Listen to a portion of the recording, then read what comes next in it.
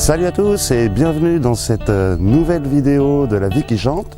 Aujourd'hui on est au potager pour parler d'une autre technique de semis qui est la plus courante et dont tous les ans on est impatient de mettre en œuvre, les semis directs en pleine terre. Et pour illustrer cette méthode, eh bien, on va s'occuper de faire un semis de saison qui est le semis du petit pois. Donc voilà, je vous explique comment je m'y prends pour faire mes semis directs et puis on va parler un peu de la culture du petit pois. Allez, c'est parti. Pour les semis en plein champ, eh bien, à l'inversement des semis qu'on fait sous abri, on n'est pas obligé de recréer un sol. Par contre, il va nous falloir alléger notre sol et préparer un lit de semences suffisamment propre et fin, dépourvu de mauvaises herbes, afin de démarrer nos cultures dans de bonnes conditions. Donc pour ça, la première étape va être de décompacter notre sol. Pour ceux qui ont bâché et paillé, normalement, il n'y a pas grand chose à faire, ça a été protégé de la pluie pendant tout l'hiver, donc le sol ne s'est pas tassé. Sur le jardin derrière moi, sur lequel je vais semer, c'est un jardin qui n'a pas été protégé cet hiver. Et la pluie a quand même bien compacté le sol. Donc pour ça, j'utilise moi la grelinette, qui est un outil, ma foi, très pratique, qui permet de pas trop se faire mal au dos, et qui permet juste de décompacter le sol sans le retourner. La bonne terre n'étant jamais dans le fond, on évite de mélanger les couches de sol. Pourquoi décompacter ? Eh bien c'est tout simplement pour faciliter les échanges air-eau du sol, dans le sol, faciliter la pénétration de l'eau et oxygéner notre sol pour alimenter la vie du sol. Sachant que les plantes se nourrissent par l'eau en fait. C'est l'eau en pénétrant dans le sol qui se charge des nutriments. Et après, ces nutriments sont assimilés par les racines. Les racines n'ont pas de mâchoire pour croquer la matière organique et les éléments. Donc c'est par l'eau que ça se passe. C'est pour ça que c'est important d'avoir de l'eau qui descende facilement en profondeur. Et surtout en profondeur. C'est pareil, les arrosages de surface ne sont que pour les semis. Pour les plantes, nous ce qu'on veut, c'est qu'elles développent leurs racines. Donc il faut que l'eau soit en profondeur et qu'elles aillent les chercher. Donc vous voyez, la grelinette, le geste est très simple. Il nous suffit donc de planter notre grelinette dans le sol, de l'enfoncer un maximum, et puis de faire levier sur les deux manches pour juste soulever la terre. Et après on recule donc tous les 10 cm à peu près, et on y va tranquillement comme ça sans se faire de violence.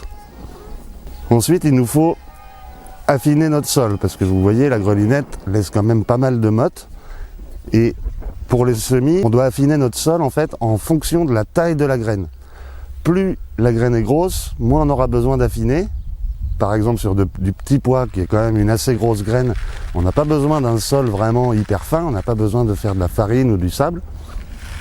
À l'inverse, pour un semis de carotte par exemple, qui est une toute petite graine, là il va nous falloir un sol vraiment très fin. Au passage, avec le coup de râteau, ce qui est intéressant aussi, c'est d'en profiter pour pouvoir redresser un peu les buttes, c'est-à-dire venir chercher la terre un peu dans les allées, pour remettre notre planche à plat, et éviter encore une fois que l'eau finisse par s'en aller sur un côté ou sur l'autre. Nous, ce qu'on veut, c'est qu'elle descende. On va aussi en profiter pour égaliser et éviter le phénomène de flaque.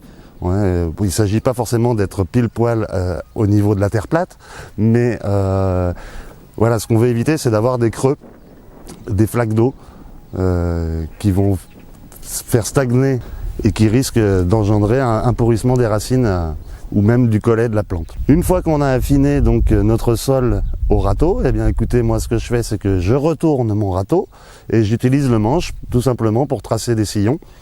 Alors cette fois-ci j'ai pas mis de cordeau parce qu'il n'y aura que cette culture sur cette planche, peut-être des salades au pied pour profiter de l'azote des légumineuses, mais bon, sur une distance de 10 mètres on peut faire à peu près droit, et puis si ça tourne, si ça viroune un petit peu, c'est pas bien grave, comme on dit, labour de travers ou de biais, si tu fumes bien tu auras du blé, l'essentiel c'est l'entretien du sol.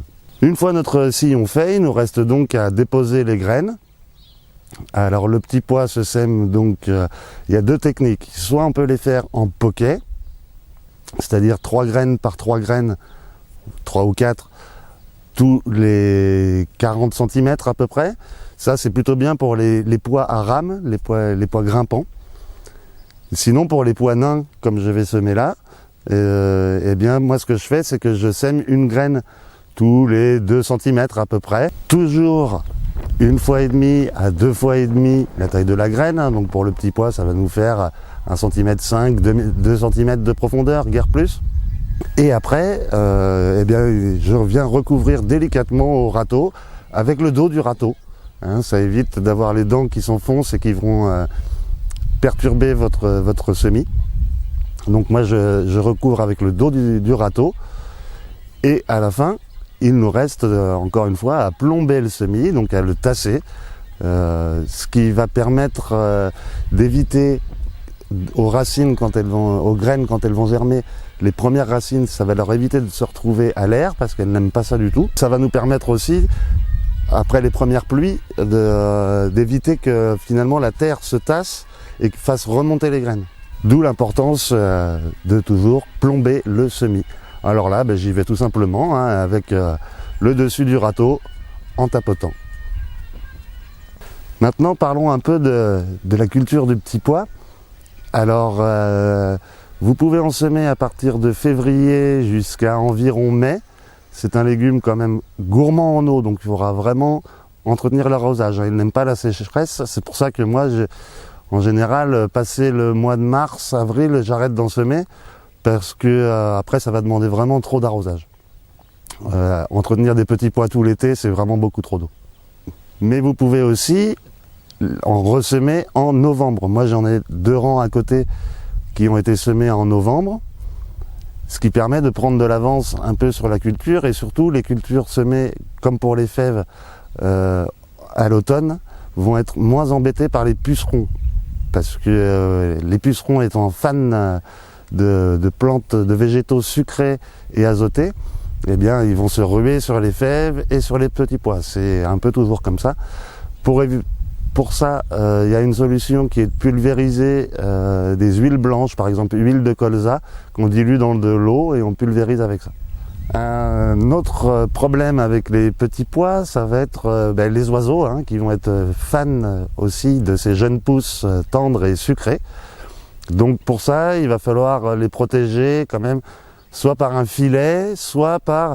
Les anciens faisaient ça, ils tendaient du fil à pêche à 10 ou 15 cm au-dessus du sol. Ils faisaient un croisillon comme ça, et quand les oiseaux arrivent, eh bien ils voient les fils, ça leur fait peur, ils savent pas où se poser, donc en général ils repartent. Un autre parasite friand des pois, au printemps de toute façon ils sont friands un peu de toutes les pousses, ce sont les limaces, hein. Donc prenez bien garde à ça. Vous pouvez... la première méthode au printemps, l'idéal serait de mettre des planches de bois sur le sol et de passer tous les matins, relever, regarder les limaces, les retirer. C'est la façon la plus propre de faire ça, je dirais. Parce que le soir, elles vont aller s'abriter sous les planches et voilà, ce sera facile de les récolter. Après, si vous avez des poules, eh bien, vous les donnez aux poules, elles s'en régaleront. Le petit pois est donc une légumineuse de la famille des légumineuses, fabacées. Donc, elle a ce gros avantage d'apporter de l'azote au sol. C'est pour ça que moi, en général, je l'associe soit les fèves, les haricots ou les petits pois, je l'associe en général avec de la salade, hein, parce que ces plantes-là nous amènent de l'azote par symbiose avec les racines, et donc c'est favorable à tous les légumes feuilles derrière. C'est un légume qui est peu gourmand, hein, là cette année sur la culture de petits pois, moi je n'ai pas fait d'amendement du tout. Il va de lui-même enrichir le sol. Cependant, un petit compost lui fera pas de mal, hein. Sur le rang, vous mélangez un petit peu de compost. Ça, c'est essentiellement finalement pour la rétention d'eau. C'est pas tant pour apporter des nutriments aux petits pois, Mais le compost étant capable de retenir 10 fois son poids en eau, eh bien ça devient quand même intéressant pour ce genre de culture. On aura moins à arroser. Et puis tout au long de la culture, il va falloir entretenir le rang, éviter un peu trop les mauvaises herbes.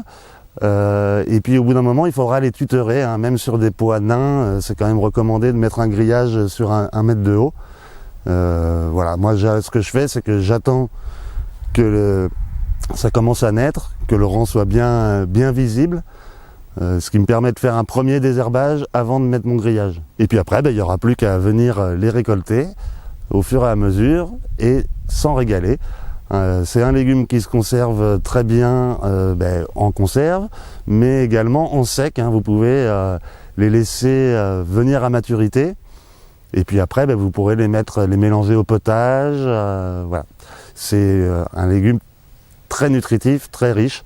Le pois sec étant plus riche encore que le petit pois vert, en frais, en primeur, alors qui est certes délicieux parce qu'il est très sucré, mais il faut savoir que c'est un légume qui n'est pas arrivé à maturité, donc qui n'aura pas forcément les mêmes valeurs nutritives.